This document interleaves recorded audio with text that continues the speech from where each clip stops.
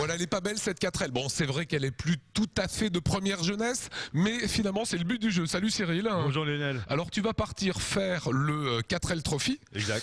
Ça sera à partir de février du Stade de France, on va en parler. Mais d'abord, cette machine-là, tu l'as trouvée où? Alors on l'a trouvée, chose assez exceptionnelle, on l'a trouvée juste à côté de chez nous, à 500 mètres de chez nous. Elle était là.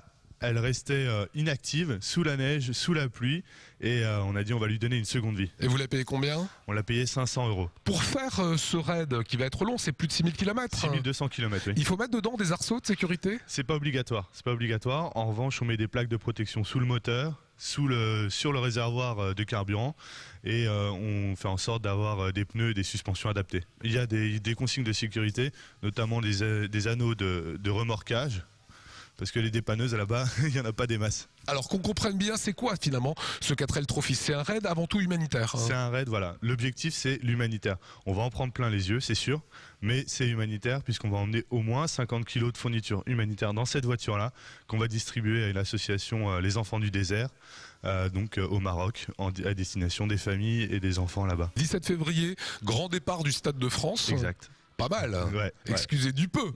les photos seront sympas, ouais. Et alors après vous allez faire quoi? Alors là on descend sur Bordeaux, ensuite on traverse l'Espagne complètement, tout droit.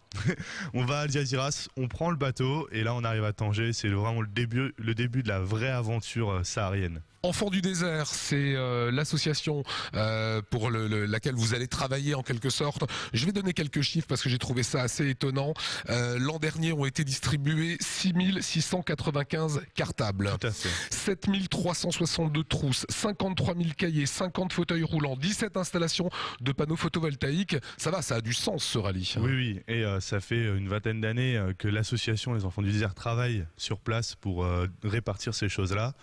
Et pour donner un chiffre global, ça représente à peu près un peu moins de 80 tonnes de fournitures l'année passée. Et cette année, ce sera sûrement plus. Alors 14e édition, au tout départ, il y avait une douzaine de voitures inscrites.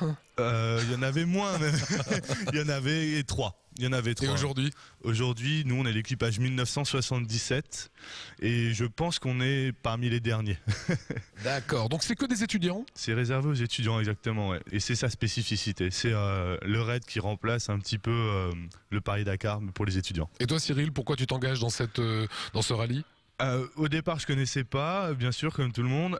J'ai un ami qui y a participé. Il m'a montré les photos, j'ai vu son enthousiasme et je me suis dit, ça c'est pour moi, il faut que je le fasse. On peut mettre un autocollant Alsace 20? Bah, si vous en avez un. J'en ai un, voilà. On met l'autocollant Alsace 20, on vous souhaite bonne chance, on va vous suivre. Avec plaisir. Voilà, on fera des petits plateaux pendant votre périple, comme ça vous nous raconterez tout cela.